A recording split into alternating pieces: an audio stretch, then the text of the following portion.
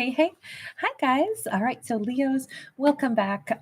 Leos, I wanted to go ahead and take a look at kind of the bridge between 2025 and 26 as we are approaching the end of the year. Also, we will be shifting from Year of the Snake into Year of the Horse in February. So, Year of the Snake has been all about shedding an old skin. So, we still have like a bit of a process, right? We still have some time before we officially step into the next year and the next energy flow.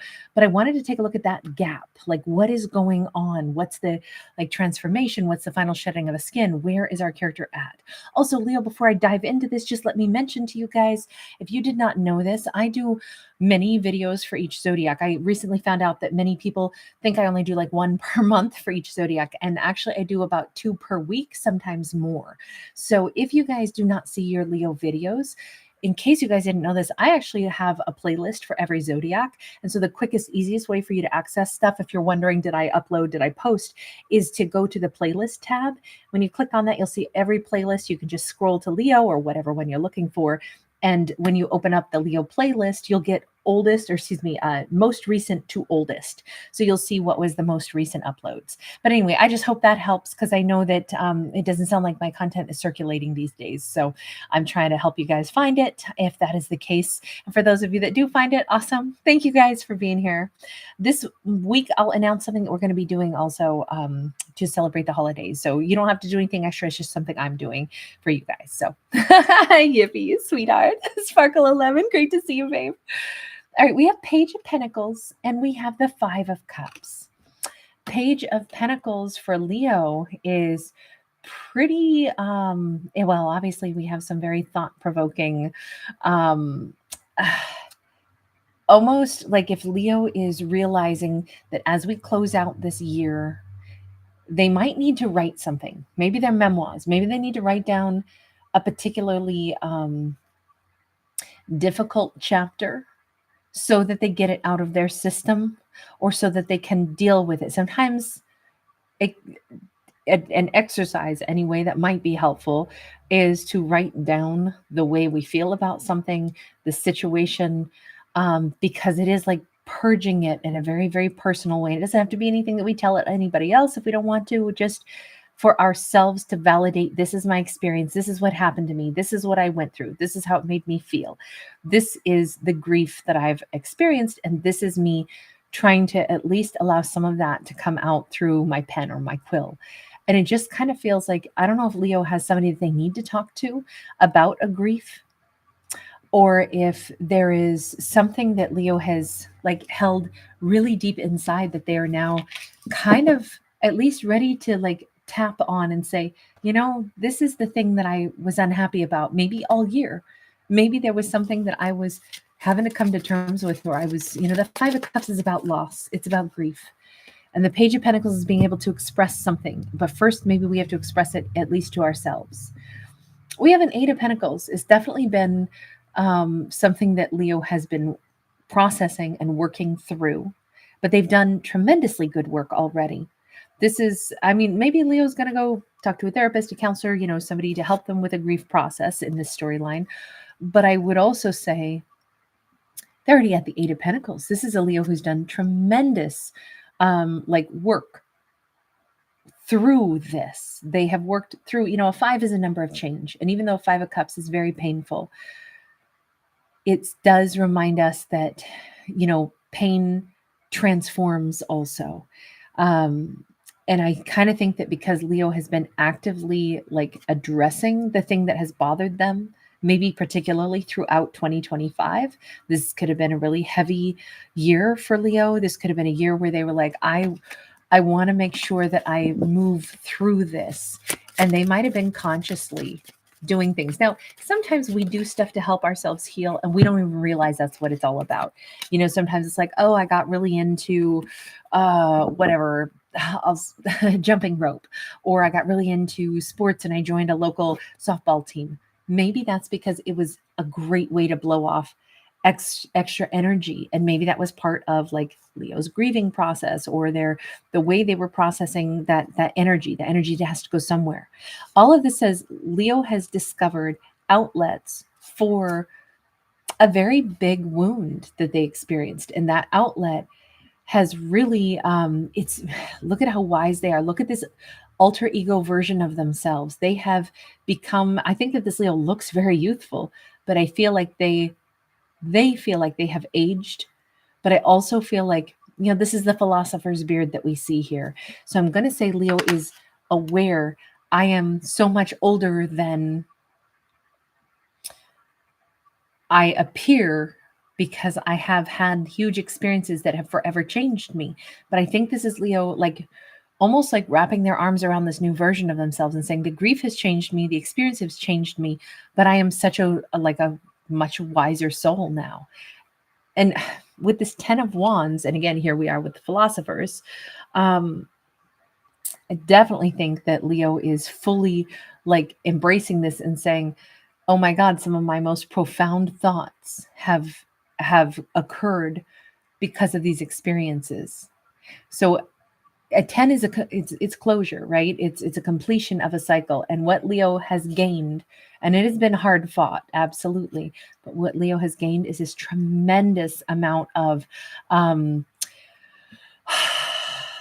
like perspective, this wisdom. I mean, they're like, roll them all into one ball. This is like Socrates and Aristotle and, Democritus, and you roll them all in. And it's like, my God, I had to have a crash course to learn everything that, multiple philosophers figured out in their life. And I was squished into and forced into having to find these same profound thoughts. So this is very deep grief. But we do see Leo evolving. We have this temperance card, and there is some very like, Buddhist energy coming off of this. I mean, I'm at the mercy of the cards that come out, right? And it's not to minimize anything that Leo has been through. This is just, this fictional Leo has gone through like a life altering experience, and it has forever shaped them. But there is some kind of like newfound Zen or inner peace or deep wisdom.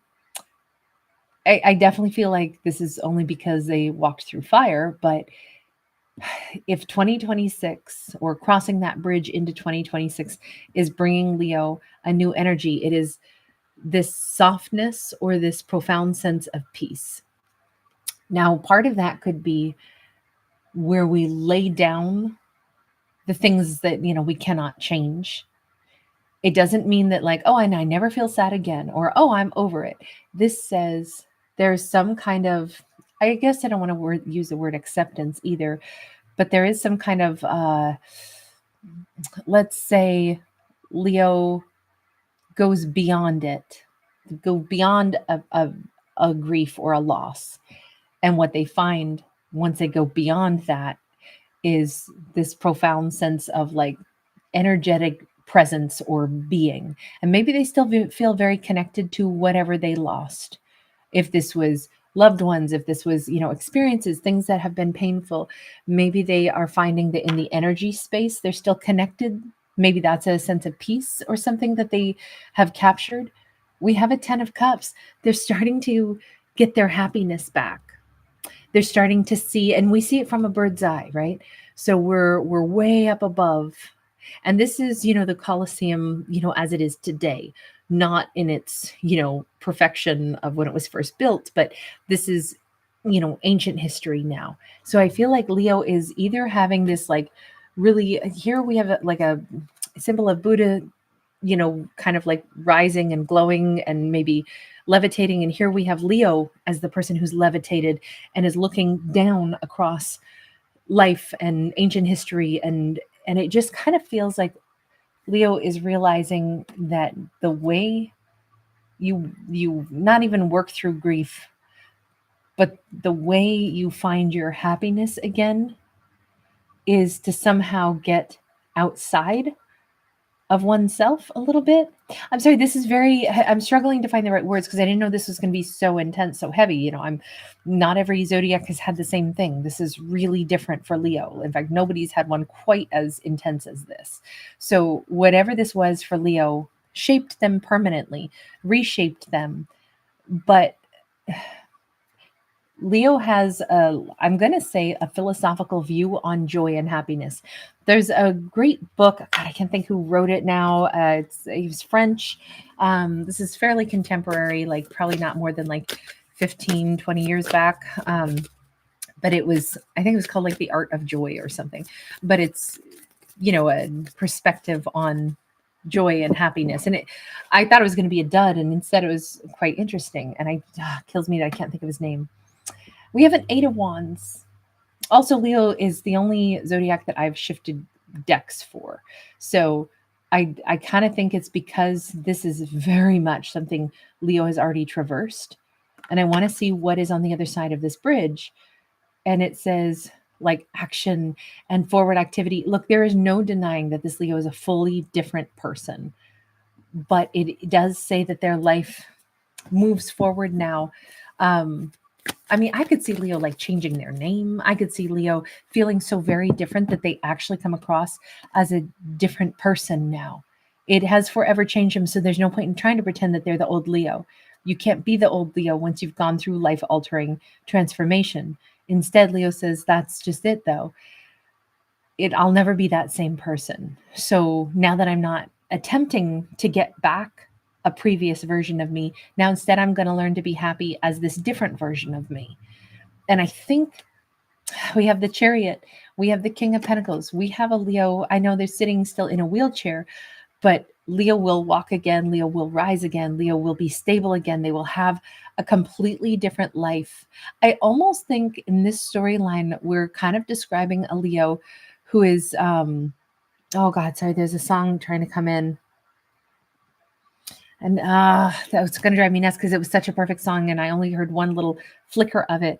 But it was when I was saying something about coming back to life. I hope it'll come back. It feels like